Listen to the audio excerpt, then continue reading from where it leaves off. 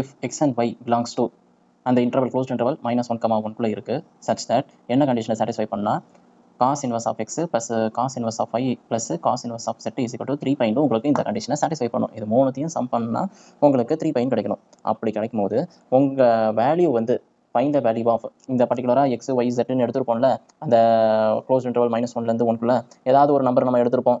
அப்படி எடுக்கச்சில உங்களுக்கு அந்த வேல்யூ நான் இங்கே மல்டிபிள்ஸாக கொடுக்குறேன், இந்த கண்டிஷனை சாட்டிஸ்ஃபை பண்ணும், இந்த கண்டிஷனை சாட்டிஸ்ஃபை பண்ணுற ஆன்சரை எனக்கு சொல்லுங்க அப்படின்னு சொல்லிட்டு கொஸ்டினில் கேட்டிருக்காங்க. ஓகேங்களா? கொஸ்டின் புரிஞ்சிச்சிங்களா? இப்போ ரேண்டமாக x1 y zன்னு சொல்லிட்டு எலமெண்ட்ஸ் இருக்கணும். எதுலேருந்து எலமெண்ட் எடுக்கணும்? அந்த க்ளோஸ் இன்டர்வல் -1,1லேருந்து எடுக்கணும். ஓகேங்களா? சரி, நம்ம எப்படி அப்ரோச் பண்ணலாம்? ஃபஸ்ட்டு எழுதலாமா? கிவன் எழுதிடுவோம். முதல்ல given xy z belongs to closed interval -1,1. ஓகேவா? நெக்ஸ்ட் இங்கே cos functions, cos inverse functions எல்லாம் எது கூட லையாக இருக்கும்? காஸ் இன்வெர்ஸ் ஆஃப் எக்ஸு இது எல்லாமே எதுக்குள்ள லையாக இருக்கும்? எல்லாமே க்ளோஸ் இன்டர்வல் -1,1 தான் லையாக இருக்கும். ஸோ அதனால் நான் அதுவே ஒரு இன்டர்வலாக கன்சிடர் பண்ணிக்கிறேன். ரொம்ப யோசிக்கக்கூடாது. ஸோ இதில் தான் எடுத்துக்கணும், க்ளோஸ் இன்டர்வலாக எடுத்துக்கணும். ஸோ இன்டர்வலாக இருக்கனால -1 is less than or equal to x is less than or equal to 1. அதே மாதிரி ஒய்யும் அந்த மாதிரி தான் எடுத்துக்க போகிறேன். ஓகேவா? அதே மாதிரி ஜெட்டும் அந்த மாதிரி எடுத்துக்க போகிறேன். அந்த இன்டர்வல்குள்ளேருந்து எடுத்துக்கணும்னு சொன்னாங்க. ஸோ நான் அதே எடுத்துக்கிறேன். ஓகேவா? இப்போ அடுத்தது என்ன பண்ணுறேன்னா இப்போ காஸ் இன்வெர்ஸால் உள்ள மல்டிப்ளை பண்ணுறேன். சரிங்களா? இந்த எக்ஸு ஒய் செட்டு இது எல்லாத்துலேயும் நான் மல்டிப்ளை பண்ணுறேன். சரிங்களா?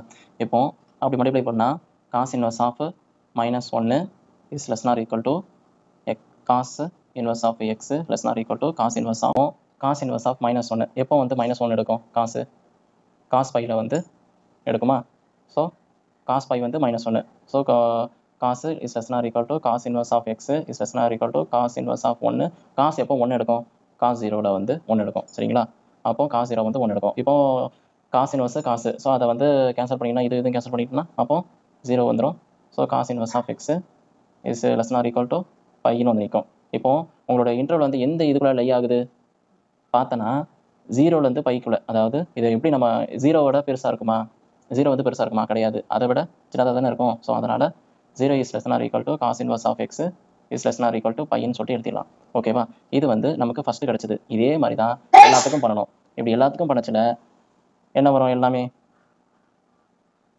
உங்களுக்கு லை ஆகிற இன்டர்வல் வந்து -1லேருந்து +1 தானே. ஸோ அதனால் இதே ப்ரொசீஜர் தான் எக்ஸ் ஒய் செட்டுக்கும் வரும். ஸோ அதனால் ஸ்ட்ரைட்டாகவே நம்ம எழுதிட்டு போயிடலாம் 0 is less nor equal to cos inverse of y is less nor equal to pi. ஏன்னா 0 வந்து பை வந்து பெருசாக இருக்கும் 0வை விட. சரிங்களா? ஸோ அதனால தான் இந்த மாதிரி எழுதிக்கிறோம். So cos inverse of z is equal to less nor equal to pi. So உங்களுக்கு வந்து இப்போ இது பேசிக்காக இது என்னென்னு தெரிஞ்சு போச்சு. இதுக்கப்புறமா நம்ம என்ன பண்ணலாம்? ஸோ இதுக்கப்புறமா இந்த இன்டர்வல் கிடச்சிச்சு பார்த்தீங்களா? இந்த இன்டர்வல் வந்து இதை வந்து எப்படி எழுதுறானா, ஃபஸ்ட்டு இன்டர்வல் எப்படி எழுதுறானா cos inverse of x is less nor equal to pi. ஓகேவா? இப்போ லெஸ் நார் ஈக்குவல் டு பைனா இது ரெண்டு விதமாக எழுதலாம். ஒன்று cos inverse of x strictly less than pi, அப்படி இல்லைனா or cos inverse of x equal to pi இப்படின்னு எழுதலாம். சரிங்களா? ஸோ நான் இதை எடுத்துக்கிறேன், இந்த கண்டிஷன் எடுத்துக்கிறேன். அதே மாதிரி தான் இது எல்லாத்துக்கும் எடுத்துக்கிறேன். இந்த கண்டிஷனை எடுத்துட்டு என்ன பண்ணுறேன்னா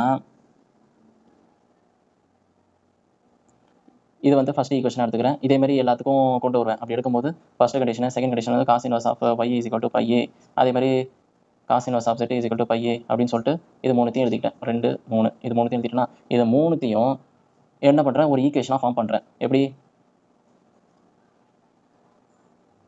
1 + 2 3 இது மூணுத்தையும் இந்த 3 ஈக்குவேஷனை சம் பண்ணுறேன். அப்படி சம் பண்ணுறேன்னா அப்போ உங்களுக்கு கிடைக்கிறது என்ன? Cos inverse of x is plus left சைடில் இருக்க மட்டும் சம் பண்ணுறேன். Cos inverse of y plus cos inverse of z is equal to இங்கே பை வேல்யூ அப்படி எழுதுவோமா? Pi plus pi. இப்போ உங்களுக்கு கொடுத்துருக்க கண்டிஷன் என்ன கண்டிஷனாக கொடுத்துருந்தாங்க? அந்த கண்டிஷன் வந்து 3π இந்த கண்டிஷனை சாட்டிஸ்ஃபை பண்ணும். அதாவது இங்கே இருக்கிறது அப்படியே ரிப்பீட் எழுதிக்கோங்க. ஓகேங்களா? இந்த கண்டிஷனை சாட்டிஸ்ஃபை பண்ணுது. ஸோ அப்போ பர்டிகுலராக இந்த ஃபஸ்ட் ஈக்குவேஷன் என்னவாக இருக்கும்? அந்த எக்ஸை தான் நம்ம கண்டுபிடிக்கணும். ஸோ அதனால் எக்ஸை கண்டுபிடிக்கிறதுக்காக நான் என்ன பண்ணுறேன்? X is equal to cos pi அப்படின்னு எழுதிக்கிறேன். இங்கே இன்வெர்ஸ் வந்து காஸ் ஆகிடுது. ஓகேங்களா? இப்போ எக்ஸ் இஸ் ஈக்குவல் டு என்னன்னு சொல்லிட்டு எழுதலாம். காஸ் பையோட வேல்யூ வந்து -1. ஸோ அதே மாதிரி தான் எல்லாத்துக்கும். ஸோ அதனால் எக்ஸ் ஒய் செட்டு எல்லாமே -1 தான் இருக்க போகுது. So z is equal to -1.